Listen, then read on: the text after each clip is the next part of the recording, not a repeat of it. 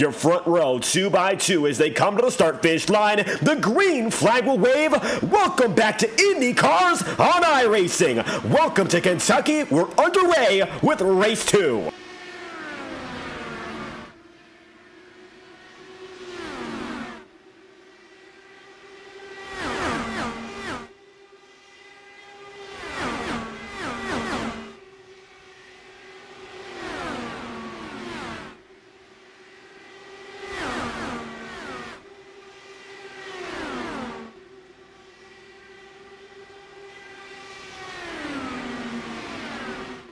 And just like that, first lap has concluded, and it's still going to be Altana at the top of the board with Joshua Tucker then in second. You're also going to look at Liam O'Sullivan already up top, and we're seeing multiple grooves come into play, but so far the bottom seems to be king. As you know, Texas decided to widen and flatten turns 1 and 2 and keep the 24-degree of banking in 3 and 4. Well, they did the opposite here. They kept the 24-degree of banking in 1 and 2 and flattened it out to, I believe, 17 degrees in turns 3 and 4. You can see sometimes these double file battles don't last all too long, but it looks like for now, the battle will keep on going. As dropping down to the bottom side is the number 91 machine of Yaroslav Donskoy, and now we've got another move being made.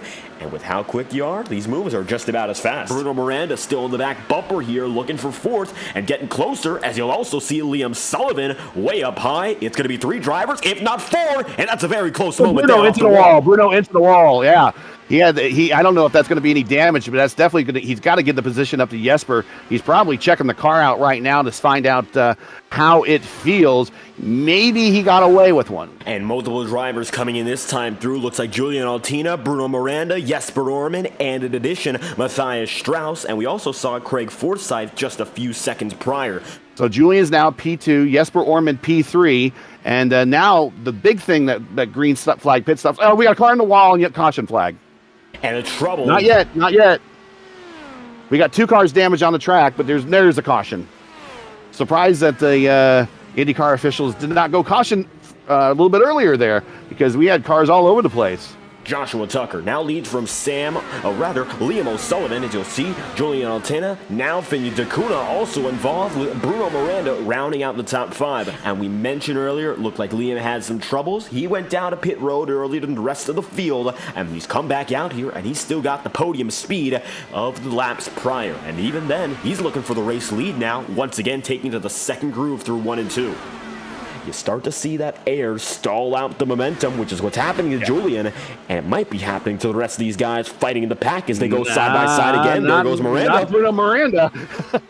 Bruno Miranda, he just found a lane on the outside, and it's a shotgun around Smith and Bybel, and now Miranda up to the top 4 here. You see there's going to be some close quarters action, the number 2 machine right beside, and you can see it looks like Omar maybe getting some contact, or rather, you see there, it's Joseph who goes for the spin. So just like that, 2 drivers, Jesper Orman and Joseph Grzelva, and Joseph definitely gets the worst of that one.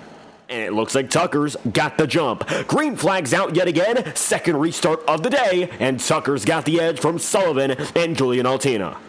Yeah, the way to keep the lead is definitely on the bottom off of 1 and 2. That higher line in 3 and 4 is going to come in. We've already seen Bruno exploit a couple of people on that high line. Oh, it looks like now it's going to be Joshua Tucker making the move up ahead. 69 laps to go. He gets a nice charge out the corner, but Liam O'Sullivan's going to have that run, and once again in third, looks like it's going to be Julian Altana, as it's going to be Jesper Orman coming down to pit road after a 19-lap stint. Quick, I think he's setting himself up for 2 more stops remaining.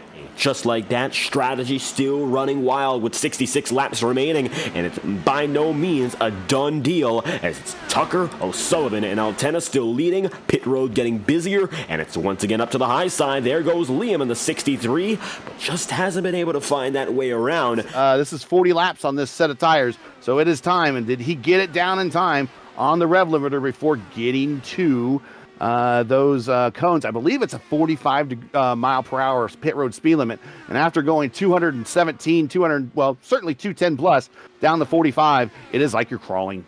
Yeah, this will be it. This should be a final stop. In fact, shouldn't need to be getting full tanks here. And it looks like it hitting the number 88 machine if we were looking at it properly. Came down on Pedro. Yep. It was among our leaders, so maybe it wasn't clear. Yeah, he just comes down on him. I don't know if he was expecting Pedro to be lower on corner entry. And here we go again. Joshua Tucker with another great restart there. You see how far he pulled away, just about a half second, and he's already up ahead. 37 laps to go this time by, and it's going to be Bruno Miranda and Craig Forsyth already back on the chase. And when you're on the hunt with such little time, you got to get a move on, and fast. Orman's been on the charge to get up in front all race long. He started one spot ahead of Craig Forsyth, and now he's only just about 2 spots behind. They're really close to contact there. Tucker, he heard clear on the radio, and he took it for...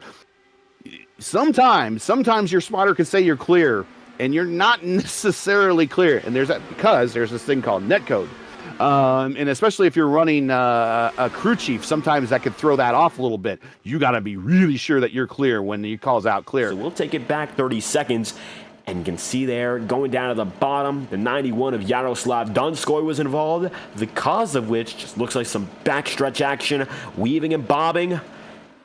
Just didn't look like there was enough room for either driver in that circumstance. Bruno Miranda still there on the high side, trying to make things work out. He's also got Jesper Orman, and your pole sitter is right there as well. They're 3 wide for the race lead. Down to the bottom side, Jesper Orman takes the lead, and the bottom move will work, at least for now. Taking a look down to the bottom side once more, Patrick Zilvazzi at the line. Make it 3. Aprons being used, and they're banging.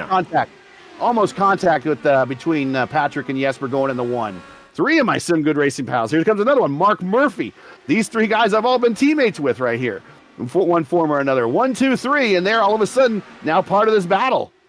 And looking at Julian, who's your pole sitter tonight, it looks like now he's in the mix. Mark Murphy gets up there as well, and they're going to be pushing that Jesper Orman machine right back out front. 1 lap to go, this time by the final of which to end the night here in Kentucky. White flag is waving. It's Forsyth in the bottom. They're touching for the first time, and Jesper Orman throws it up to the middle all the same. Forsyth's now has got to defend. You'll see Julian Altena going down on the bottom side, and they are 3 wide for the lead. Up top, it's going to be now Mark Murphy trying to make something happen. Forsyth still got the bottom, and Jesper Orman's got the middle. Drag race at the line. Who's it going to be?